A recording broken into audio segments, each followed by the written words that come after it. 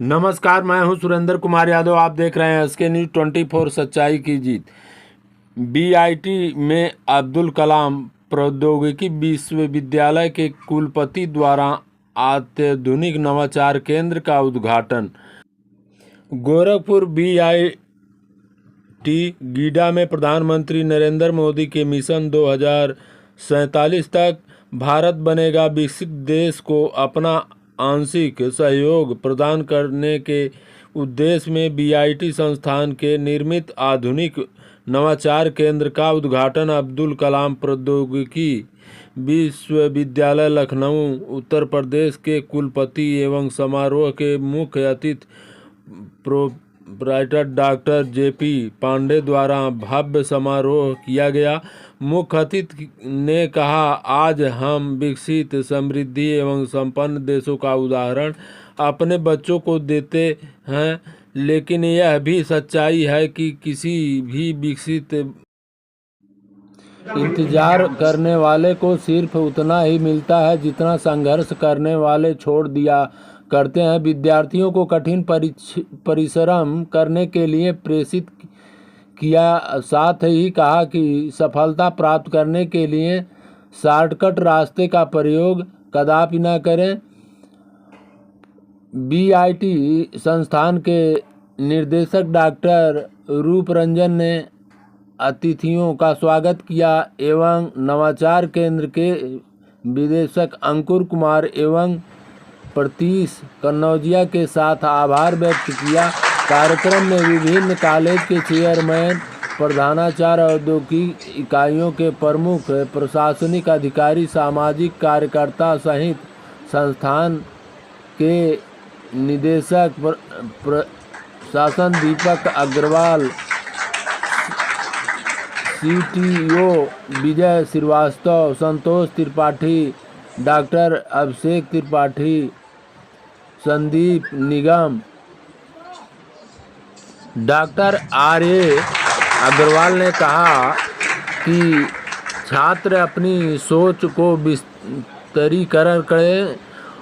बड़ी सोच रखने के लिए बड़ी मंजिल एवं बड़ी सफलता हासिल होती है। डॉक्टर रजत अग्रवाल ने कहा कि इंतजार करने वाले को सिर्फ उतना ही। वसीम अख्तर, डॉक्टर आशीष सिंह, प्रोफेसर अवधेश तिवारी सहित समस्त अधिमता विभागाध्यक्ष, शिक्षक, कर्मचारी, छात्र एवं छात्राएं उपस्थित थे।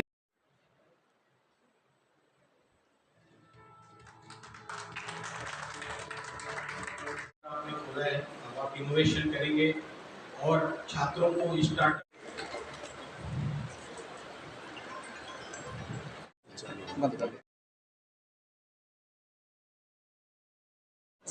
सर 2008 से आपका ये सफ़र शुरू हुआ बुद्धा का, लगभग तब से लेके अब तक किस तरह की उपलब्धियां रही, क्या अनुभव करते हैं आप? अभी जैसा आपने बताया कि एआई आ गया है, एआई से के लाभ क्या है और एआई के अभी लाभ तो आपने बताया सर, नुकसान भी बता दीजिए, एआई से हमें नुकसान क्या है? नहीं, देखो कि हम लोग नुकसान के बारे में सचेत रहेंगे और हमको लाभ लेना है उसका, इसलिए एआई नुकसान भी करेगा तो लाभ भी देगा और उतना ही लाभ, दुगना लाभ देगा। जब कंप्यूटर आया था तो भी उसी समय ये भी डिबेट चल रही थी कि कंप्यूटराइजेशन से अनएम्प्लॉयमेंट बढ़ जाएगा और कंप्यूटर ये करेगा, कंप्यूटर वो करेगा, बेरोजगार कर देगा। आज की डेट में कंप्यूटर ने कितने रोजगार पैदा किए हैं, ठीक है ना। जब उसके लिए ज़रूरी ये है कि हम टेक्नोलॉजी के साथ, अगर हम अपने को विकास, हमारा भी विकास टेक्नोलॉजी के साथ होगा, तभी हम टेक्नोलॉजी को हम ओवरकम कर पाएंगे या टेक्नोलॉजी के साथ चल पाएंगे।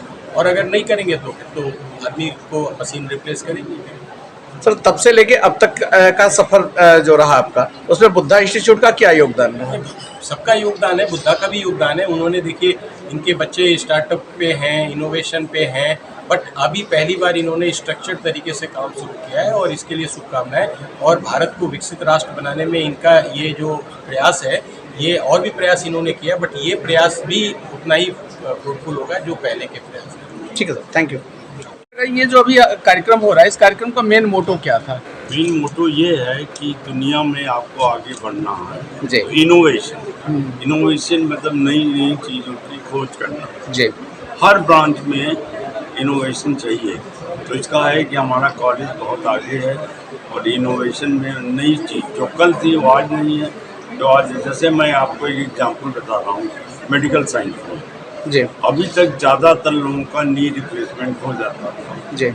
अभी मैं गया था बॉम्बे, वहाँ से मैंने ट्रेनिंग लिया। ओजोन गैस लगाते हैं घुटने में, उससे 90% घुटने बदलने से रुक जाता है। जी। This is innovation. लेकिन अभी इंडिया में बहुत पॉपुलर नहीं किया, हम लोग कर रहे हैं। जैसे रीढ़ का हड्डी है, उसमें से स्पाइन का ऑपरेशन करते हैं, ओजोन से ऑपरेशन का जरूरत नहीं होता है।